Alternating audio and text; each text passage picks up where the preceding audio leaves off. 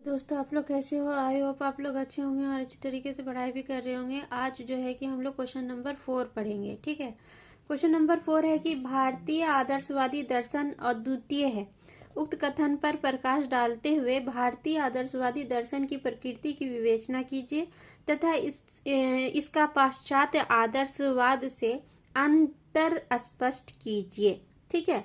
और ये क्वेश्चन बहुत इंपॉर्टेंट है क्योंकि ये 2 बार रिपीट हो गया है, 2011 और 2013 में। आप देख सकते हैं यहाँ पर आया हुआ है। ठीक है, तो इसको बहुत ध्यान से पढ़िएगा और सुनिएगा। ठीक है, क्या है क्वेश्चन? सबसे पहले तो हेडिंग लाइन देंगे कि भारतीय आदर्शवाद। ठीक है, उसके बाद फिर है कि भारतीय दर्शन मुख्यतः आदर्शवाद पर केंद्रित है। यह वैदिक काल से लेकर अब तक लोकप्रिय रहा है। वैदिक ऋषियों ने आत्मा और ब्रह्म को एक ही स्वीकार किया हो और इस पर व्यापक विवेचना की है। मतलब वैदिक ऋषियों ने आत्मा और ब्रह्म को एक स्वीकार किया है, मतलब आत्मा और ब्रह्म जो है एक है।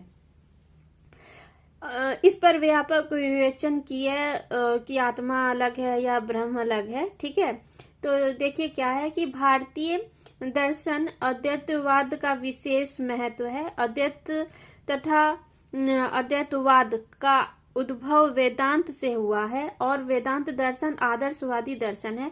सामान्यतः अद्वैत का अर्थ होता है जहाँ दो ना हो अर्थात एक ही हो। अद्वैत मतलब अद्वैत मतलब कि द्वैत मतलब जहाँ दो ना हो। मतलब नहीं, अद्वैत मतलब दो, जहाँ दो नहीं हो। ठीक है, अर्थात एक ही हो। अर्थात अद्वैत शब्द स्वयं में ही दो वस्तुओं के होने का अभ्यास कराता है, किंतु इनमें कोई भेद नहीं मानता। अर्थात अद्वैतवाद या वेदांत या भारतीय आदर्शवाद आत्मा तथा परमात्मा के दो अलग अलग ना मानकर एक ही मानता है। मतलब वही अद्वैतवाद मतलब आत्मा और परमात्मा। अद्वैतवाद मतलब कि दो है या एक है, या दोनों है अलग अलग या एक है। इसमें जो है कि जो आदर्शवाद है, भारतीय आदर्शवाद, दोनों को अलग अलग नहीं मान करके सिर्फ एक मानता है, यानी कि आत्मा और परमात्मा दोनों एक ही है। ठीक है, इसका मतलब यही है। ब्रह्म कोई अपर्याप्य वस्तु नहीं है। सभी प्राणी अपने भीतर इसे ढूंढ सकते हैं। वस्तुनिष्ठ रीति से ढूंढने पर वह तत्व ब्रह्म कहलाता है और वस्तुनिष्ठ होकर देखें तो वही तत्व आत्मा है। यह ब्रह्मांड परिवर्तनशील है, किंतु ब्रह्मांड के भीतर एक अपरिवर्तनशील तत्व विद्यमान है जो इसकी नियामक सत्ता है और जिसका नाम ब्रह्म है। मतलब कि ब्रह्म कोई अपर्याय वस्तु नहीं है, मतलब कि हमेशा बदलने वाली चीज नहीं है। यह प्राणी अपने भीतर मतलब हर कोई अपने अंदर ब्रह्म को ढूंढता है। उसकी आत्मा ही उसके ब्रह्म है, जो ईश्वर है ब्रह्म है वही है।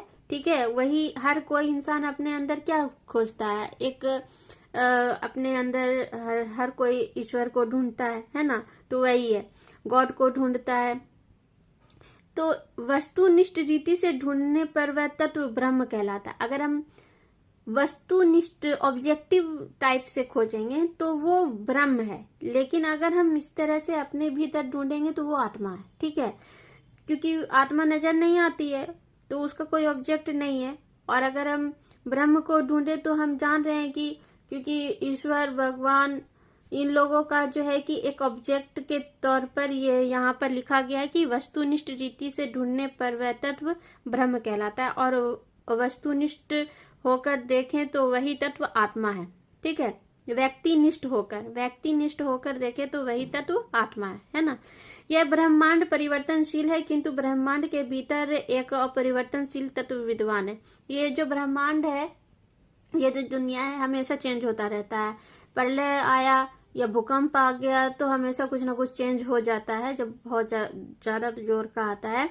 तो और जब से ब्रह्मांड बना है तब से लेकर अभी तक के इस ब्रह्मांड में, इस दुनिया में बहुत सारी चेंजिंग आई है। ठीक है, लेकिन जो ब्रह्म है वो अपरिवर्तनशील है। मतलब गॉड जो है वो कभी भी बदलते नहीं है, आत्मा कभी भी बदलती नहीं है। ठीक है, इसी प्रकार यह शरीर पिंड परिवर्तनशील बिंदु, इसके भीतर ही नियामक एवं अपरिवर्तनशील तत्व आत्मा नाम से विद्वान है। आत्म ब्रह्म स्वरूप है और ब्रह्म सत्य है, स्वत है और आनंद है।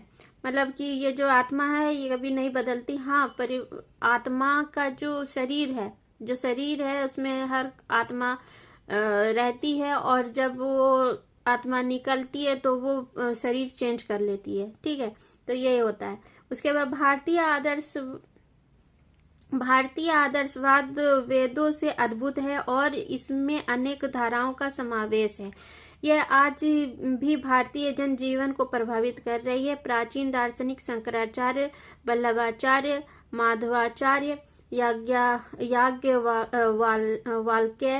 इत्यादि की इस तरह आधुनिक भारतीय दार्शनिकों ने आदर्शवादी विचारधारा का सर्वोत्कृष्ट विश्लेषण किया है, जिसमें महर्षि अरविंद, श्रीनिवास भट्टाचार्य, स्वामी विवेकानंद, डॉक्टर सर्वपल्ली राधाकृष्णन इत्यादि उच्च कोटि के मौलिक विचार रहे हैं, जिन्होंने भारत के साथ साथ विश्व को ज्ञान का आलोक प्रदान किया।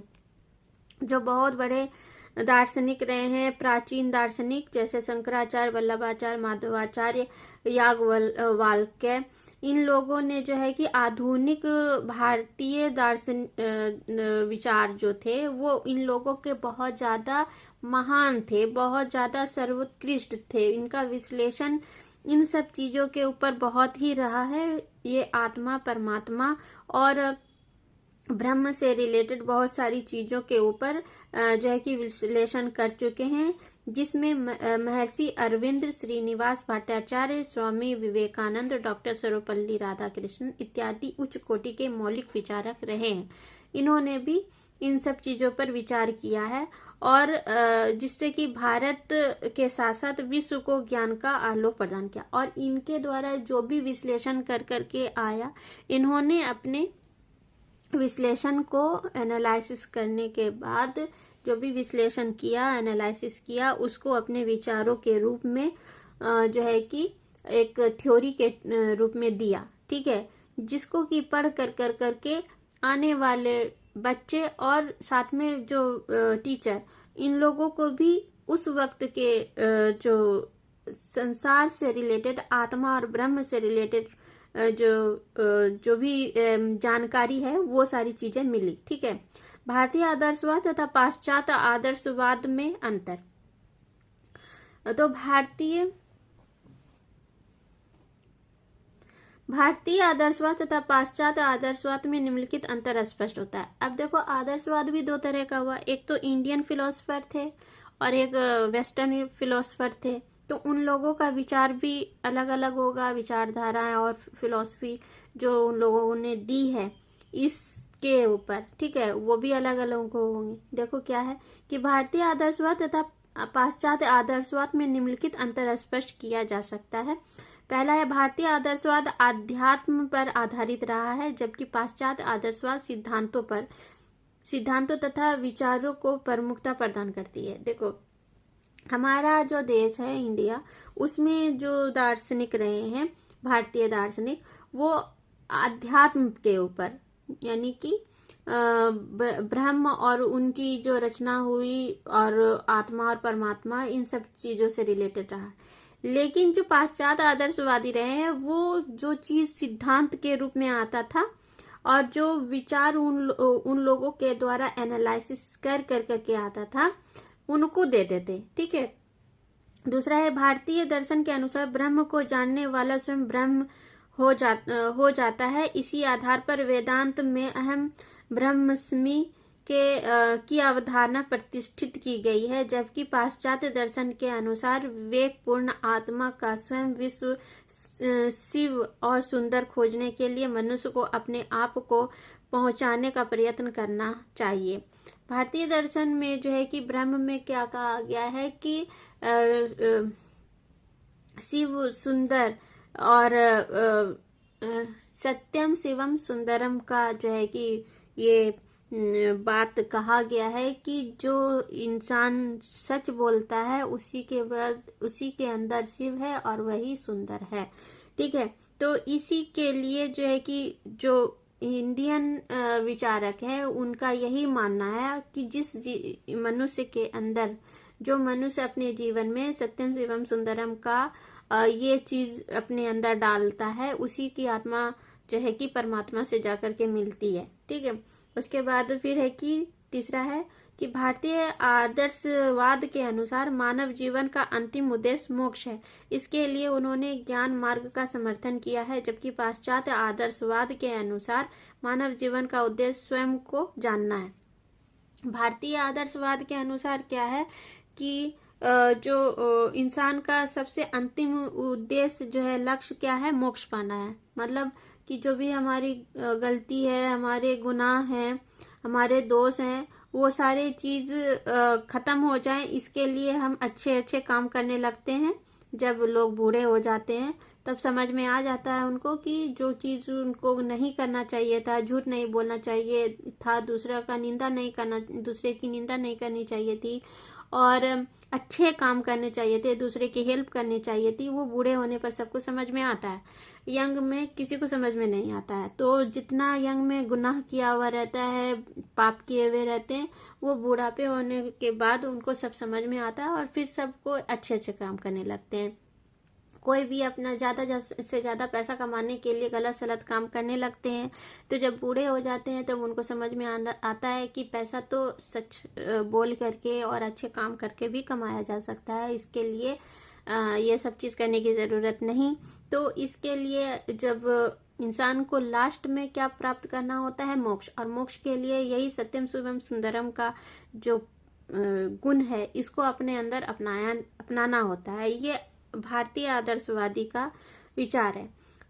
और जो पश्चात आदर्शवाद है, उनका मेन जो लक्ष्य होता है वो मनुष्य जीवन का उद्देश्य स्वयं को जानना होता है, कि इंसान खुद को जाने कि वो क्या है। ठीक है, वो क्या है और वो किस तरह के काम करना चाहता है, वो क्या गलत काम कर करके इन दुनिया में रहना चाहता है या अच्छे काम करके, उसकी रुचि, क्षमता, योग्यता क्या है, वो खुद अपने अंदर के क्वालिटीज को समझे। ठीक है, ये चीज है। उसके बाद फिर है कि भारतीय आदर्शवाद ने निम्नलिखित शिक्षण विधियों, श्रवण, चिंतन, व्याख्यान, उपदेश, कथात्म, तर्क, प्रश्नोत्तर तथा निधिध्यासन विधियों को बताया है, जबकि पाश्चात्य आदर्शवाद ने वार्तालाप, अन्वेषण, अनुभव द्वारा सीखना, तर्क, द्वंद्वात्मक, प्रत्यात्मक एवं अवधारणात्मक, आगमन निगमन, संशयात्मक, परिभाषीकरण तथा विश्लेषण संश्लेषण विधि को मान्यता दी है। इंडियन के द्वारा जो है कि ये सारी चीजें हैं, और वेस्टर्न के द्वारा ये सारी चीजें हैं, जो कि आपको याद रखना पड़ेगा, क्योंकि दोनों का जो विचार रहे हैं आदर्शवाद में, वो अलग अलग रहे हैं, और इनको समझना पड़ेगा और याद करना पड़ेगा। क्योंकि वेस्टर्न वाले लोग अपने हिसाब से, क्योंकि उनके विचार थोड़े ज्यादा खुले रहते थे, इसलिए उन लोगों ने खुले विचारों को अपनाया, और इंडियन के विचारक थोड़े से जो है कि हमारे गॉड से, हमारी आत्मा से रिलेटेड ज्यादा रही हैं, तो इसीलिए उन्होंने उनके उसी से रिलेटेड जो है कि विचार दिए हैं। ठीक है। हाँ, 5 नंबर पॉइंट है कि भारतीय आदर्शवाद आध्यात्मिक जगत को जानने पर बल देता है, जबकि पाश्चात्य आदर्शवाद नैतिक जगत को महत्व बताता है ना।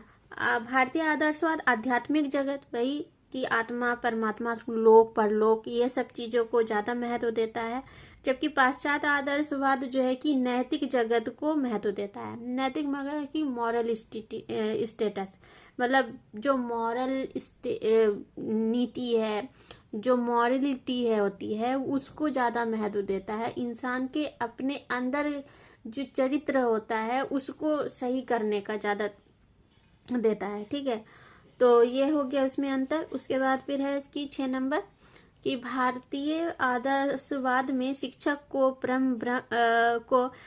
प्रभ्रम से साक्षात्कार करने वाला परम ज्ञानी माना गया है। मतलब आदर्शवाद में, भारतीय आदर्शवाद में जो टीचर है उनको जो है कि परम ब्रह्म से साक्षात्कार कराने वाला परम ज्ञानी माना गया है।